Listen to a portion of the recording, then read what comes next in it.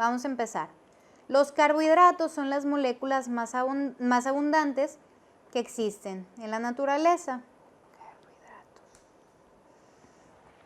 ¿Qué es lo que tengo que saber? Pues tienen muchas funciones. En el segundo parcial de bioquímica solamente nos vamos a centrar en las funciones energéticas, como portadores de energía inmediata y como depósitos de energía. Entonces, los carbohidratos los puedo clasificar de acuerdo a muchas formas. Lo que usamos en bioquímica, o al menos lo que se usa en el libro del Ferrier, es clasificar a los carbohidratos de acuerdo a si están formados por una unidad, y esos son los monosacáridos. Si están formados por 2 unidades, son los disacáridos. Más de 2 unidades serían los oligosacáridos y eventualmente se harían los polisacáridos. La mayoría de los libros te dice que de 3 a 10 estructuras o de 3 a 10 unidades de carbohidrato es el oligosacárido y más de 10 ya es el polisacárido, ¿de acuerdo? Ahora vamos a empezar a hablar de los monosacáridos. Si tú entiendes los monosacáridos, lo demás se te va a hacer mucho más sencillo. Entonces vamos a empezar. Los monosacáridos son carbohidratos simples formados únicamente por una unidad. ¿Qué es relevante aquí? Pues los 3 monosacáridos de importancia médica. Tienes que saber que hay más, pero los 3 que de ley tienes que conocer es a la glucosa, a la galactosa, a la fructosa. Vamos a continuar. Los monosacáridos los puedo clasificar también de acuerdo a muchos parámetros. Entonces, el primer parámetro con el que yo los voy a clasificar es de acuerdo al grupo funcional que presentan.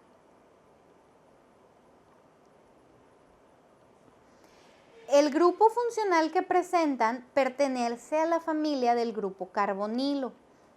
Y los 2 componentes de la familia del carbonilo es el grupo aldehído y la cetona.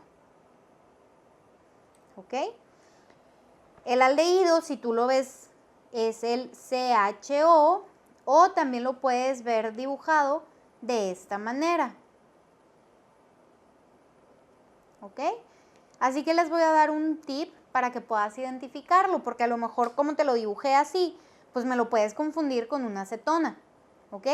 Entonces, la forma clave para diferenciar entre un aldehído, o una acetona es verificar si el doble enlace que te están poniendo está en los extremos o está en el centro de la estructura. ¿Ok? Si está en los extremos, te están hablando del grupo aldehído. Si está en el centro de la estructura de carbonos, te están hablando de la acetona. Esta es una forma fácil así de ver una estructura y rápidamente decir si ese carbonilo es un aldehído o una acetona. Y ahora sí, los monosacáridos, esos azúcares que tienen como grupo funcional al aldehído, yo les voy a llamar aldosas. Aquellos monosacáridos que tienen como grupo funcional a la acetona, yo les voy a llamar cetosas. ¿De acuerdo? Y esa es la primera forma de clasificar a los carbohidratos. La segunda sería de acuerdo al número de carbonos que tienen. Si yo los clasifico de acuerdo al número de carbonos, yo tengo que si tienen 3 carbonos, es una triosa. Si tienen 4 carbonos, es una tetrosa. Si tienen 5 carbonos, una pentosa. 6 es una hexosa. Y esos son los más comunes. Y ahora se pueden dividir, se pueden combinar. Si yo tengo esto, un azúcar de 6 carbonos y un grupo aldehído, diría que es una aldohexosa. Si yo tengo uno de 3 carbonos y una acetona, es una cetotriosa. si tengo uno de 7 carbonos y una aldehído, una aldoheptosa. Y así yo los puedo combinar de distintas maneras. Si hasta ahorita no hay dudas, vamos a pasar a la siguiente forma de ver a los monosacáridos, que es hablar de los isómeros. Ahora, hablando de los isómeros son dos estructuras químicas que tienen los mismos componentes pero están acomodados de manera distinta. Les voy a decir por qué es tan importante entender a los isómeros de los carbohidratos. Porque la fórmula química del carbohidrato es la siguiente.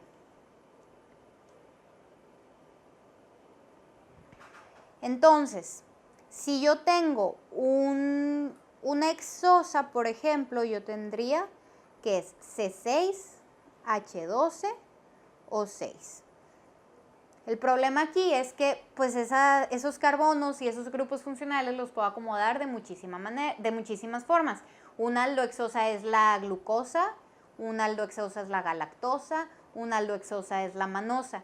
Entonces aquí entra el problema. Yo ese C6H12O6 lo puedo encontrar acomodado de muchas formas y esos son los isómeros. ¿Ok? Entonces te voy a poner mismos componentes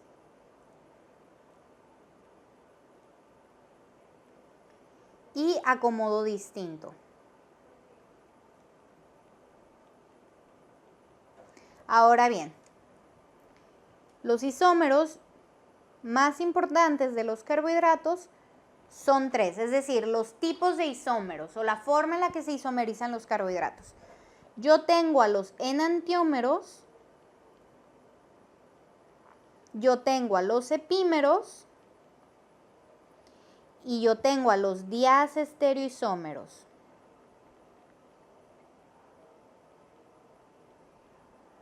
Estos que te anoté aquí es cuando yo estoy viendo a los isómeros en la estructura de Fischer, es decir, la forma lineal de ver a los carbohidratos. Ahorita vamos a hablar de qué pasa cuando ya los ciclo.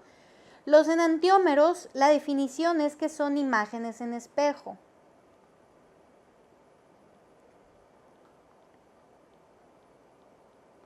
¿Cómo los puedo identificar fácilmente?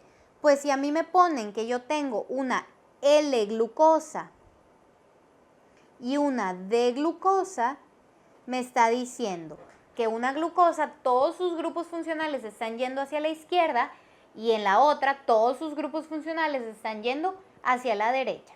Entonces, eso cumple con la característica de que es una imagen en espejo. Si yo las superpongo o si yo las enfrento, pues van a reflejarse.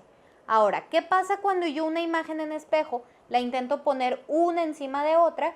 Pues te das cuenta que no son iguales. Entonces son imágenes en espejo no superponibles. ¿De acuerdo? ¿Qué más puedo saber de esto? Otro sinónimo de imágenes en espejo es imágenes especulares.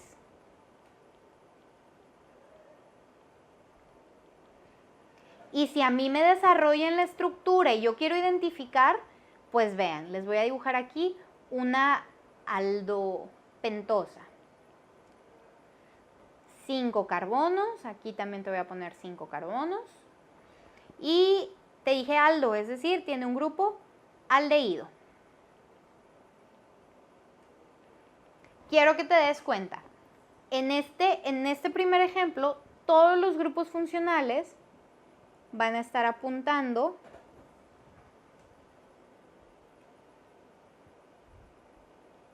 hacia la derecha. En todos los grupos funcionales van a estar apuntando hacia la izquierda. Esto solo es una manera de ejemplificar, no está completa la estructura. Entonces, en este caso sería una D-aldopentosa y en este caso sería una L-aldopentosa. Si yo enfrento estas dos imágenes en el espejo, te das cuenta que son totalmente especulares, es decir, se están reflejando. Si yo las intentara superponer, pues no tendría nada de parecido.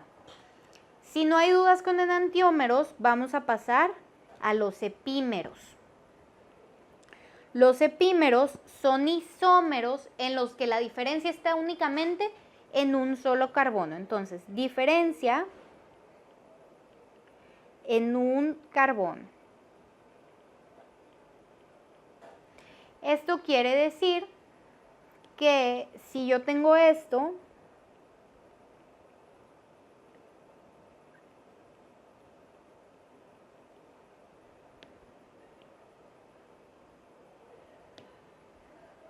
te voy a dibujar una pentosa también.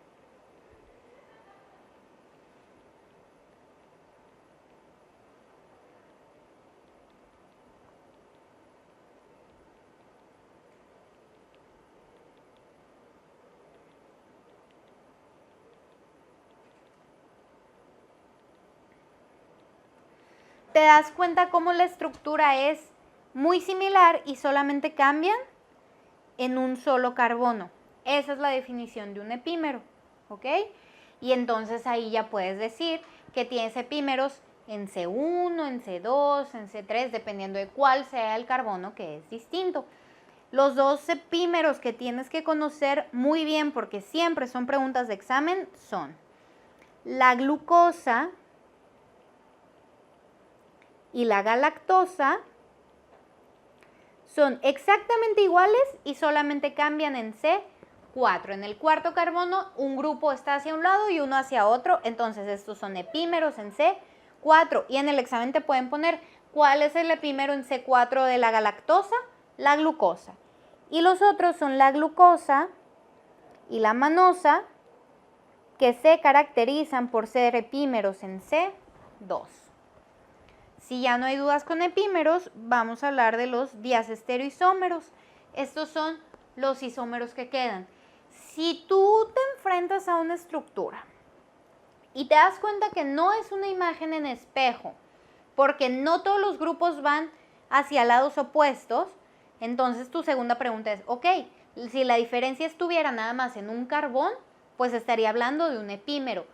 Pero si no son ni en espejo y no son epímeros, lo que te queda es que sean diacestereoisómeros. ¿De acuerdo? Esto es todo sobre los isómeros que están en la estructura de Fischer. Ahora vamos a hablar de qué pasa cuando yo tengo al carbohidrato en la forma ciclada. Es decir, forma ciclada del carbohidrato, estructura de Hayward. De acuerdo a cómo ciclo yo al carbohidrato,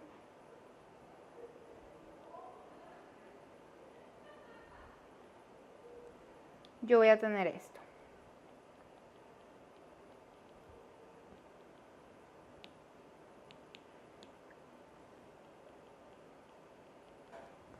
Recuerden que a ustedes en su examen no les van a poner estructuras, entonces es más que entienden el concepto. Imagínate que este era un carbohidrato lineal y el carbohidrato número 1, el que te pongo al principio, tenía sus grupos hacia la derecha. El carbohidrato número 2 tenía su grupo funcional hacia la izquierda. Entonces, a la hora que yo lo ciclo, pues ese que antes estaba a la derecha o a la izquierda, pues ahora me va a aparecer arriba o abajo. ¿De acuerdo con esto? Los carbohidratos que tienen su grupo terminal hacia una dirección, que sería este, y su grupo funcional hacia otra, que sería el hidroxilo, serían de tipo alfa. Ahora vamos a hablar de qué pasa cuando yo ciclo a los carbohidratos. Ya hablé cuando eran en estructura lineal, en estructura de Fischer. Ahora, ¿qué pasa en la estructura ciclada? Que es la forma Hayward. Bueno. Dependiendo de si originalmente mi carbohidrato tenía los grupos hacia la derecha o tenía los grupos hacia la izquierda, pues va a ser el resultado de si me van a quedar para arriba o para abajo, entendiendo que están lineal y ahora los voy a cerrar. Este que te estoy dibujando ahorita le vamos a llamar el grupo terminal, que era el último carbono que tenían. Ahora bien, repitiendo, si yo estaba hacia la izquierda o la derecha, ahora los voy a tener arriba o abajo.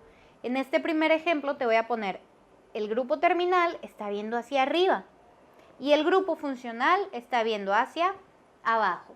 Cuando el grupo terminal y el funcional van en direcciones opuestas, ese es de tipo alfa. Cuando el grupo terminal y funcional van hacia la misma dirección, ese es un carbohidrato de tipo beta.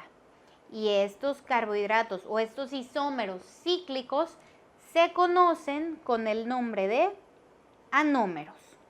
Entonces, ¿cuál es el isómero que yo voy a obtener cuando yo tengo los carbohidratos ciclados? Los anómeros. Los anómeros alfa son aquellos que tienen el grupo viendo en direcciones opuestas. Los anómeros beta son aquellos que su grupo van hacia la misma dirección, ¿de acuerdo? Y el proceso en el que un alfa se convierte en un beta y viceversa se conoce como la mutarrotación. Si yo convierto un carbohidrato alfa en beta o viceversa, eso se llama mutarrotación, ¿de acuerdo? Ahora, hablando aquí mismo de los carbohidratos ciclados, voy a hablar de los azúcares reductores.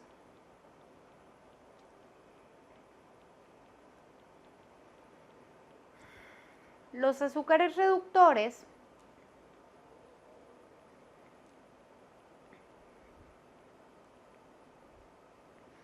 son azúcares que pueden estar ciclados y volver a estar lineales dependiendo de si yo los hago interactuar con algún metal que tenga una capacidad redox, ¿ok?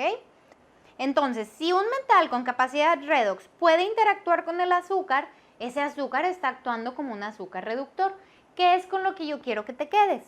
Te puse aquí el ejemplo número 1 y te voy a poner aquí el ejemplo número 2. Si te das cuenta, la diferencia entre el ejemplo número 1 y el ejemplo número 2 es que en el 1 nada más es un monosacárido. En el 2 son dos monosacáridos unidos, es decir, un disacárido. ¿Cuál de los, y te pongo aquí el reductor que se está utilizando, cuál de los dos crees tú que vaya a poder reaccionar? ¿El que se puede abrir o el que no se puede abrir porque está enlazado? Obviamente el que va a reaccionar es este, porque puede romper este enlace que lo está ciclando, abrirse e interactuar y actuar como un azúcar reductor. Entonces, todos los monosacáridos van a actuar como azúcares reductores, porque como no están unidos a otro, pueden abrirse y cerrarse como les dé la gana prácticamente. Entonces, aquí número 1, todos los monosacáridos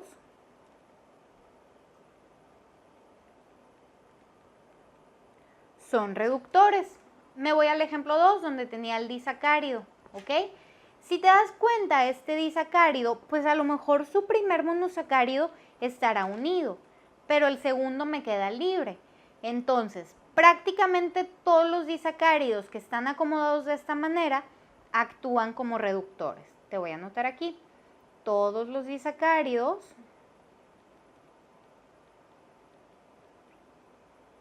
son reductores, excepto el siguiente caso. ¿Qué pasaría si el enlace fuera de esta forma?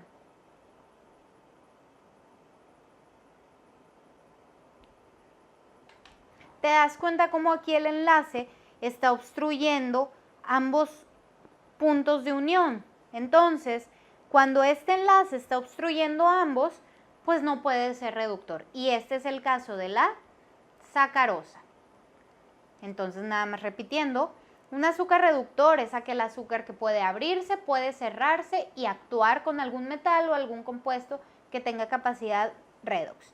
Todos los monosacáridos, al no estar enlazados, pueden actuar como reductores. Todos los disacáridos pueden actuar como reductores gracias a que su segundo monosacárido no está enlazado, excepto la sacarosa, porque tanto el primero como el segundo van a estar enlazados, ¿ok? Nada más, haciendo un poco más profundo este concepto, esto que te marqué aquí como el punto de unión donde se puede abrir o no, se conoce como el carbono o el grupo anomérico, es decir, el carbono anomérico. Cuando el carbono anomérico no está enlazado, el azúcar es reductor. Cuando el carbono anomérico está formando parte de un enlace, pues entonces ese azúcar no puede actuar en reacciones de tipo redox. Si no hay dudas, vamos a hablar ahora de los disacáridos. Vamos a hablar un poco de los disacáridos. Los 3 disacáridos de importancia médica son la lactosa,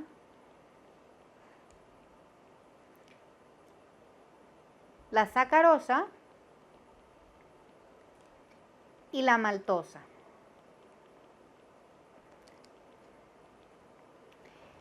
La lactosa todos están formados por glucosa, entonces vamos haciendo esto un poco más sencillo. Todos contienen glucosa y la diferencia va a estar en el segundo monosacárido. La lactosa, su segundo monosacárido es la galactosa. La sacarosa, su segundo monosacárido es la fructosa. Y la maltosa, su segundo monosacárido es otra vez una glucosa. Entonces estos se van a estar enlazando para formar a los monosacáridos. Y ahora, ¿qué tengo que saber? Que es bien importante. El enlace que utilizan los carbohidratos o los azúcares para enlazarse se conoce como el enlace glucosídico. ¿De acuerdo? Vamos a meterle un poco más de profundidad. La nomenclatura del enlace glucosídico me obliga a conocer el conteo de los carbonos de una estructura que ya está ciclada. Y es bien sencillo.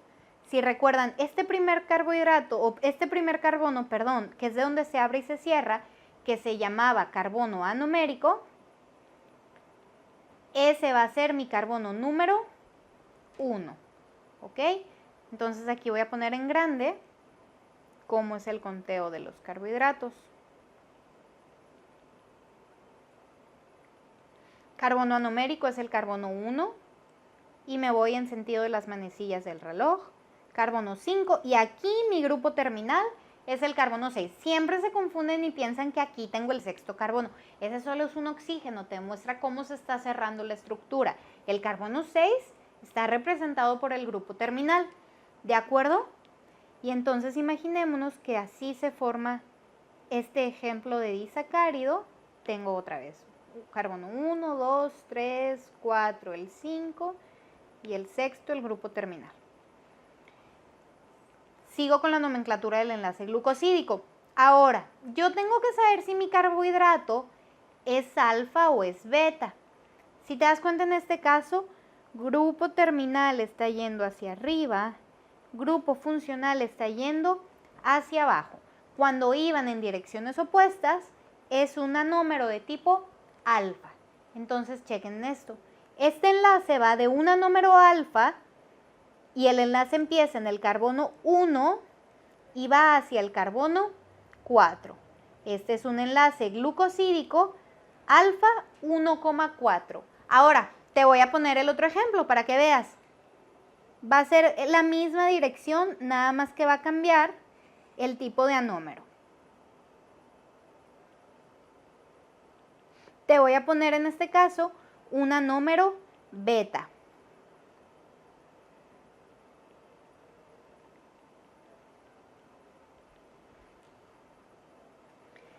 Te das cuenta que el grupo terminal y funcional están yendo ahora hacia la misma dirección. Eso significa que es un anómero beta y el enlace sigue yendo el carbono 1 del primer monosacárido hacia el carbono 4 del segundo. Este es el ejemplo del enlace glucosídico de la lactosa. Me tengo que saber todos los enlaces glucosídicos y toda la dirección de todos los disacáridos, perdón. La respuesta es no, pero sí valdría la pena que conocieras el de la lactosa, que es el más representativo de estos. Ahora, si queda clara la nomenclatura del enlace glucosídico, ¿qué es? Primer monosacárido, ¿qué tipo de anómero es? ¿Alfa o beta? Luego, el enlace va de qué número de carbono a qué número de carbono. Primer monosacárido, segundo monosacárido. Vamos a hablar un poquito más. Este enlace glucosídico tiene una particularidad. No solamente une las unidades de monosacáridos entre ellos, es decir, no solo está dentro de los carbohidratos, sino que también puede unir al carbohidrato con otras estructuras.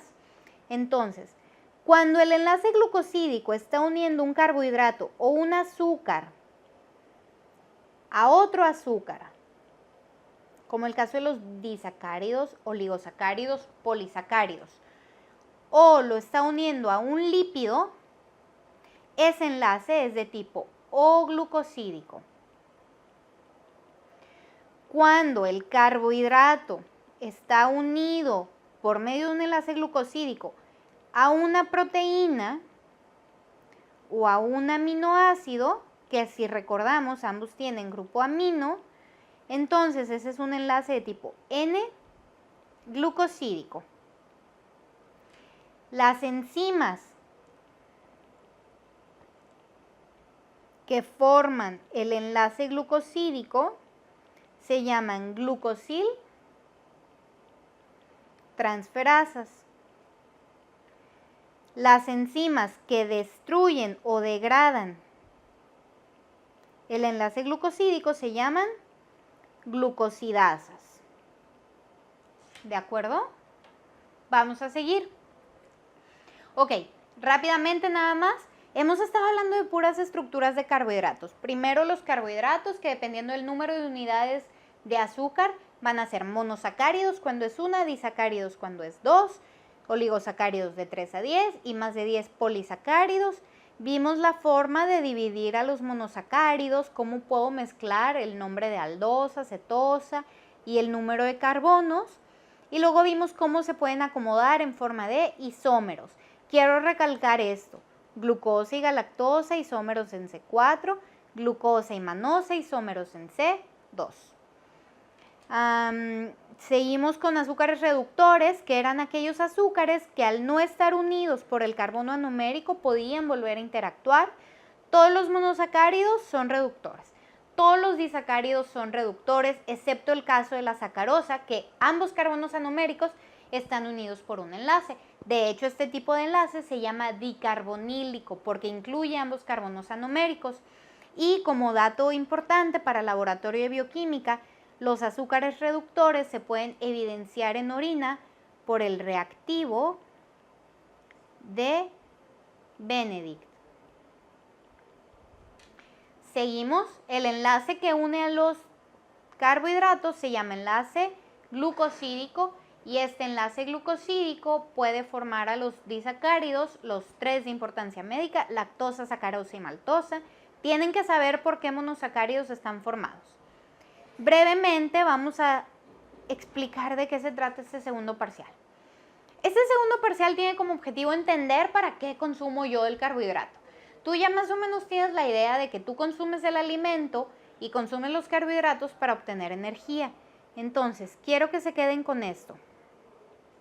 Aquí tengo una persona, tengo su tubo digestivo.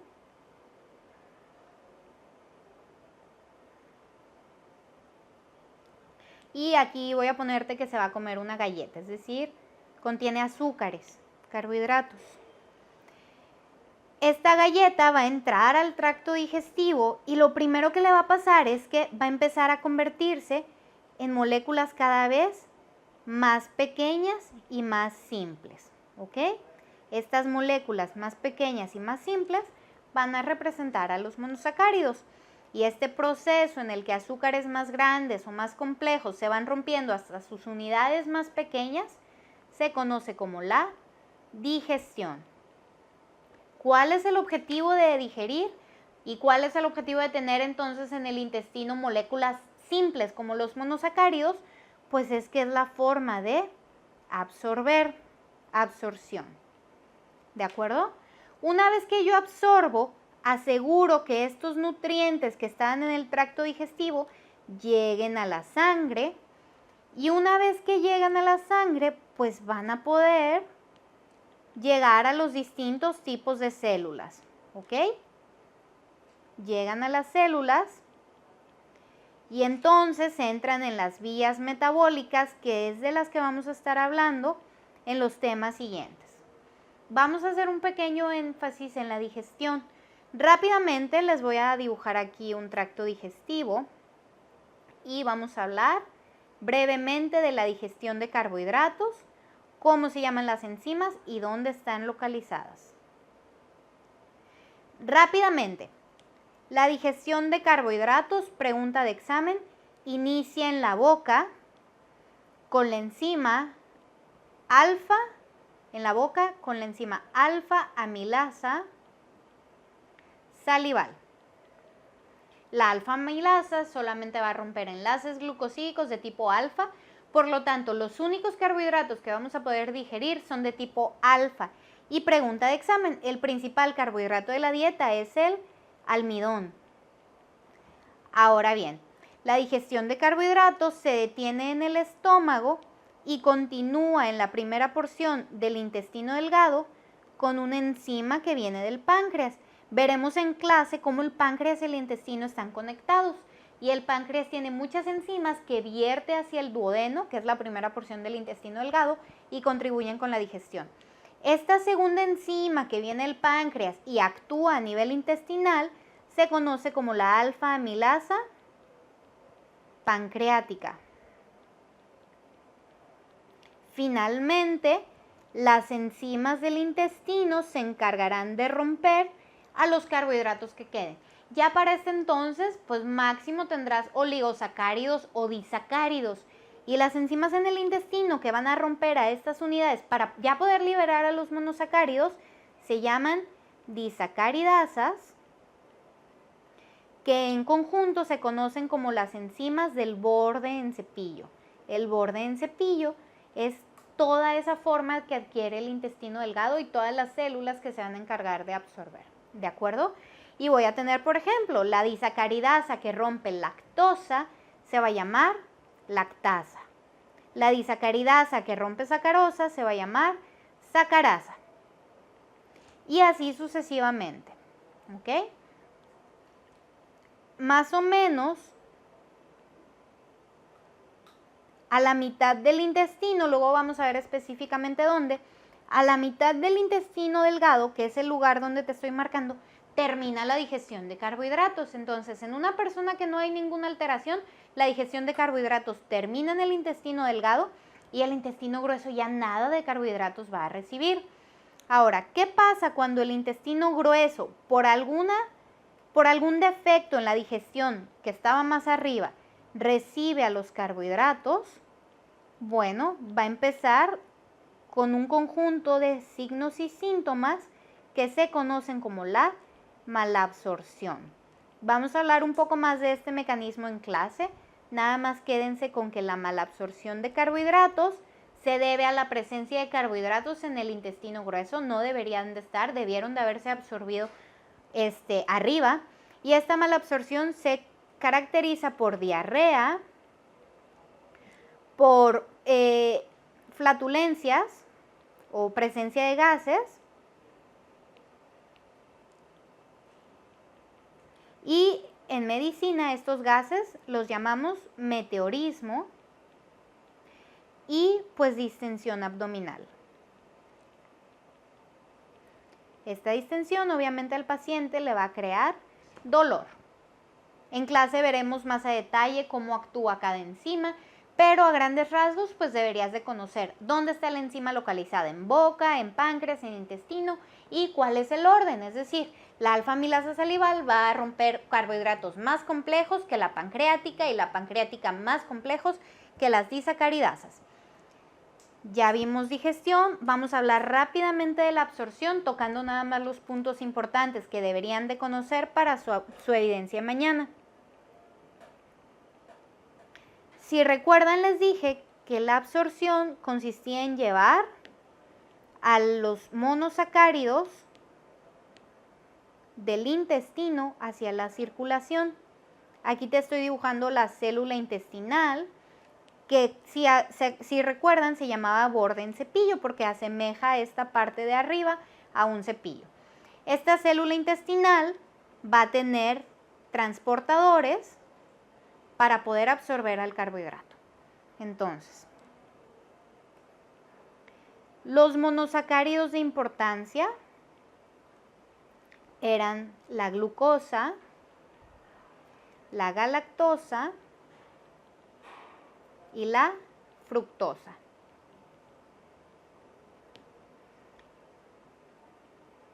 La glucosa y la galactosa van a entrar a la célula por el mismo transportador. Este transportador se llama SGLT1. Entonces, ambas entran por SGLT1 y el chiste del SGLT1 es que mete al monosacárido unido al sodio. Entonces aquí tengo cómo entran tanto glucosa y sodio a la célula intestinal como galactosa y sodio a la célula intestinal. Si te das cuenta, aquí todavía yo no las llevo a la circulación general. Entonces va a haber un segundo transportador. Pero antes vamos metiendo la fructosa a la célula intestinal por medio de un transportador que se llama GLUT5. El GLUT5 entonces sirve para que la fructosa pase de la luz intestinal hacia el enterocito. ¿Cómo salen ahora los monosacáridos a la circulación? Todos comparten el mismo transportador, que es el GLUT2. Entonces, no es lo mismo que yo te pregunte cómo entra la glucosa al enterocito, porque ahí te estaría preguntando por el SGLT1, a que te diga cómo entra la glucosa a la circulación sanguínea, porque ahí yo te estoy preguntando por el GLUT2, ¿de acuerdo? La fructosa entra al enterocito por GLUT5 y sale del enterocito hacia la sangre por el GLUT2. Y si no hay dudas con esto, me despido hablando nada más de los GLUTs. Los GLUTs son transportadores que meten a la glucosa principalmente a la célula, y tengo GLUT1, GLUT2, GLUT3, 4 y 5. Existen más, en bioquímica solamente tienes que conocer estos. Número 1, todos meten glucosa excepto el GLUT5, porque el GLUT5 habíamos dicho que mete fructosa. Ahora sí, el GLUT1 está localizado en el eritrocito y en la barrera hematoencefálica.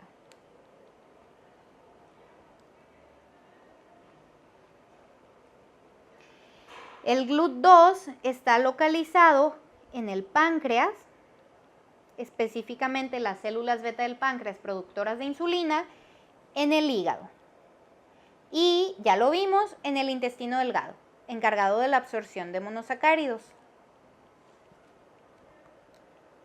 El GLUT3 está en las neuronas y el GLUT4 está en músculo y tejido adiposo.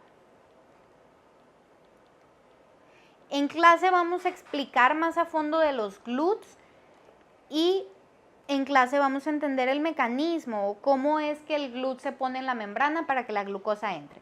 Nada más quiero que por el momento se aprendan el número del GLUT, el órgano en el que están y esto. El GLUT2 se conoce como un GLUT independiente de insulina. En cambio, el GLUT4 se conoce como el GLUT dependiente de insulina. Una vez que la glucosa entra a las células, pues empiezan todas las vías metabólicas. La primera es la glucólisis y espero que esto les sirva para que les vaya bien en su evidencia de mañana. Eso es todo, gracias.